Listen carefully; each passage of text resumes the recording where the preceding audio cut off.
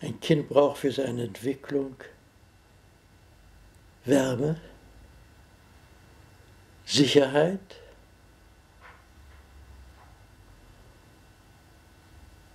und eine Erfüllung der soziokulturellen Bedürfnisse, die in seiner Zeit gegeben sind. I suppose the easiest answer is love. The child needs love. And the child needs involvement from an adult who can accompany the child through the stages of the child's development. So the child needs, ideally, at least one parent, but two parents. One parent the same sex, one parent a different sex, and a network of people, maybe extended family, maybe friends, who can accompany the child, but at least one person to be closely involved. Je pense que dans un premier temps, les enfants ont besoin surtout d'un sentiment de sécurité du monde extérieur.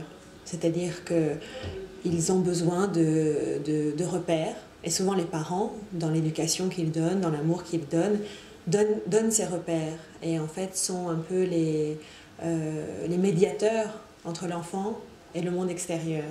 Et pour l'enfant, le monde extérieur, en premier, ce sont ses parents.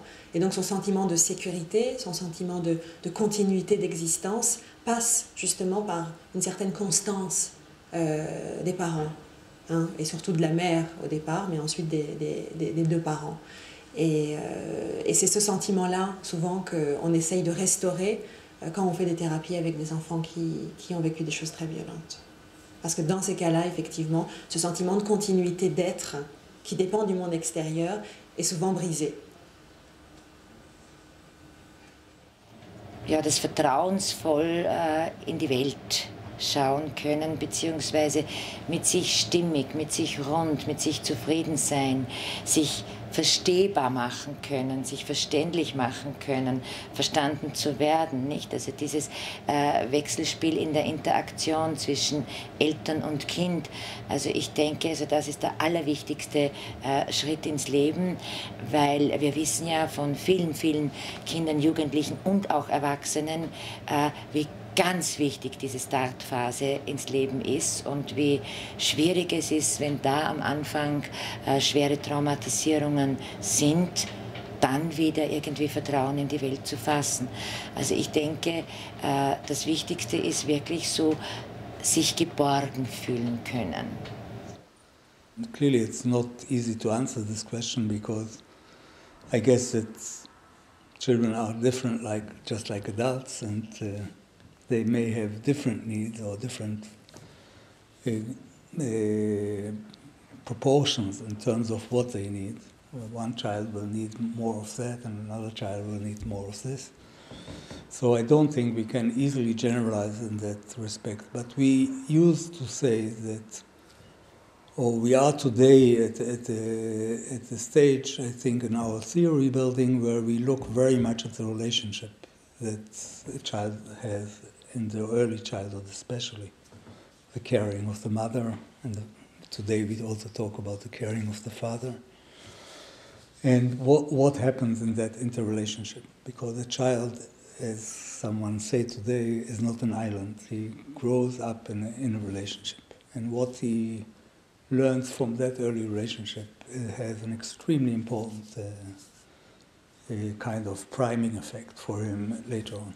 And if he learns that he has to defend himself or he has to resign because the relationship may hurt him, then that resignation will be his pattern. And if he learns that he can trust and he can reach out, as we know from Bogyi and many others, then he will reach out and trust also later on. And it's very difficult for a child who learns in his early childhood that he has to resign and to not to trust, to bring him into the second pattern later on. It's not impossible, but it's very, very difficult.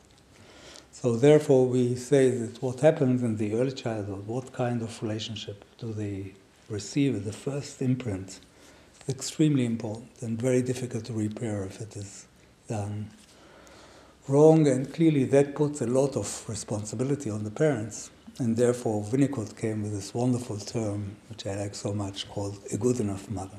That means, and I say also good enough father, because it actually says there is no perfect relationship. There can't be a perfect relationship because the demands are so conflicting between the mother's needs and the child's needs, and even the child may have different needs, which sometimes may alternate, and the mother clearly also has and the father has.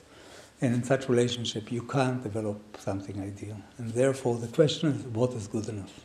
And I think Bogyi and I think Winnicott try to define what is good enough. He says if the child has a basic caring of the food and the warmth and their growing curiosity, intellectual, and playing and creating and becoming independent the way they can, and the parents are alert to that, then even if they don't do it all the time, or if they all the time don't do it in exactly the way the child needs it, then the frustration that the child is feeling is bearable. Clearly, if the parents don't know how to react to the child, and they have to learn also what are the special needs of their child, and every one of us who has more than one child knows that children are different, and one child you have to do more of that, and with the other child you have to do more of this. And I remember that my son, I could feel his need for controlling what's happening, that when I took him on my bicycle in front of me, he didn't agree that I put my hands on here. He wanted to put his hands here because he felt that there you steer more the bicycle, and he wanted me to hold there where I wanted him. So there I could feel that this child needs a lot of control, a physical control. And better let him have that because it's more important for him than something else. So I think you learn through a loving relationship, you learn that children have different needs within that general framework, and then you really have to build what is necessary for that child. And if you are more attuned, then clearly we also learn it from one child because we do more mistakes with the first child. Then usually comes the counter, where we do a second set of mistakes because we try to correct what we did in the first one.